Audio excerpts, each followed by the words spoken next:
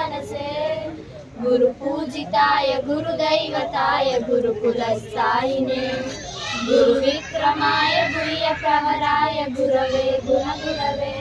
ನೆಲಮಂಗಲ ತಾಲೂಕಿನ ಸೋಂಪುರ ಹೋಬಳಿಯ ಬಿಲಿನಕೋಟೆ ವಿವಿಧೋದ್ದೇಶ ಪ್ರಾಥಮಿಕ ಗ್ರಾಮೀಣ ಕೃಷಿ ಸಹಕಾರ ಸಂಘದಲ್ಲಿ ಬುಧವಾರ 2023-24ನೇ ಸಾಲಿನ ಸರ್ವ ಸದಸ್ಯರ ವಾರ್ಷಿಕ ಸಾಮಾನ್ಯ ಸಭೆಯನ್ನು ಆಯೋಜಿಸಲಾಗಿತ್ತು.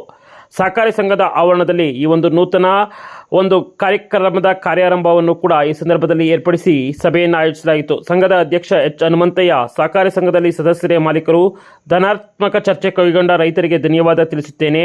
ಸಂಘದಲ್ಲಿ 4.63 ಕೋಟಿ ವ್ಯವಹಾರ ನಡೆದಿರುವುದು ಸ್ವಾಗತಾರ್ಹ ವಿಚಾರ ಎಂದರು.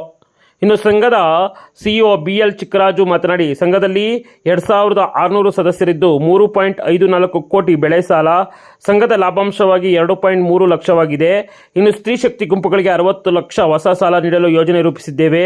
ವ್ಯಾಪಾರ ಸಾಲ 1.56 ಲಕ್ಷವಾಗಿದೆ. ಸಂಘದ ಸುಸರ್ಜಿತ ಕಟ್ಟಡ ನಿರ್ಮಾಣವಾಗಿದೆ.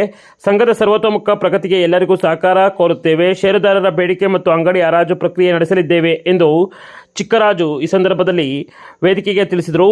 ಇನ್ನು ಇದೇ ವೇಳೆಯಲ್ಲಿ ಹಲವಾರು ಚರ್ಚೆ ನಡೆದಿದ್ದು ಹೀಗಿದೆ. ಸಭೆಯಲ್ಲಿ ಸಂಘದ ಉಪಾಧ್ಯಕ್ಷ ಸಿದ್ದಗಂಗಯ್ಯ, ನಿರ್ದೇಶಕರಾದ ರಾಮಣ್ಣ, ಚನ್ನೇಗೌಡ, ಮಂಜುನಾಥ್, ನಾಗರಾಜು, ರಮೇಶ್, ಸಾವಿತ್ರಮ್ಮ, ರಾಜಮ್ಮ, ದಾಸಪ್ಪ, ರೇಣುಕಮ್ಮ, ಬ್ಯಾಂಕ್ ಮೇಲೆ ವಿಚಾರಕ, BDCC ಬ್ಯಾಂಕ್ನ ನರಸಿಂಹಮೂರ್ತಿ, ಗ್ರಾಮ ಪಂಚಾಯಿತಿ ಸದಸ್ಯ ಮಂಜುನಾಥ್, ಕೆರೆಕತ್ನೂರು ರಂಗಸ್ವಾಮಯ್ಯ, ಸಹಕಾರಿಗಳಾದ ಕೆರೆಕತ್ನೂರು ಮಂಜುನಾಥ್, ಗೋವಿಂದರಾಜು, ನಿವೃತ್ತ ಮುಖ್ಯ ಶಿಕ್ಷಕ ರಂಗಸ್ವಾಮಯ್ಯ, ಸಂಘದ ಸಿಬ್ಬಂದಿ ಗೋವಿಂದರಾಜು, BP ನಾಗರಾಜು, ನವೀನ್ ಕುಮಾರ್, ಷೇರುದಾರರು ಮತ್ತು ರೈತರು ಇನ್ನಿತರರು ಈ ಸಂದರ್ಭದಲ್ಲಿ ಹಾಜರಿದ್ದರು. ಇನ್ನು ಬಿಲಿನಕೋಟೆ ಸಂಘದಲ್ಲಿ ಮುಖ್ಯವಾಗಿ ಹಲವಾರು ಚರ್ಚೆಗಳು ನಡೆದಿದ್ದು ಹೀಗಿದೆ. ವಿಡಿಯೋ ಜರ್ನಲಿಸ್ಟ್ ತಗಿಕುಪ್ಪೆ ಶ್ರೀಧರ್ ಜೊತೆ ಕೆಕಿನೂರ್ ರಾಮ್, ಕದಂಬ ಖಡ್ಗ ನ್ಯೂಸ್, ಬಿಲಿನಕೋಟೆ, ದಾಬಸ್ಪೇಟೆ. ಬುಕ್ ಬೇಡ, ಸ್ಲಿಪ್ ಐತೆ ತಾನೆ, ಇಂದ ಬುಕ್ ಎಲ್ಲ ಚೇಂಜ್ ಆಗ್ತಿರ್ತಾವೆ.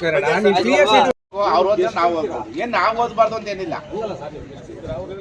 ನಾವು ಗೆಸ್ಟ್ ಅಲ್ಲ ಸರ್, ನಾವು ಗೆಸ್ಟ್ ಅಲ್ಲ, ನಾವು ಬ್ಯಾಂಕ್ ಅವರು ಓದ್ಬೋದು, ಅವ್ರು ಓದ್ಬೋದು. ಆಕ್ಚುಲಿ ಎಲ್ಲಾ ಕಡೆ ನೀವು ಓದಿ ಅಂತ ನಮ್ಗೆ ಹೇಳ್ತಾರೆ. ಅವರು ಓದ್ಬೋದು ಸರ್, ಅವ್ರು ಓದ್ಬಾರ್ದು ಅಂತ ಏನಿಲ್ಲ.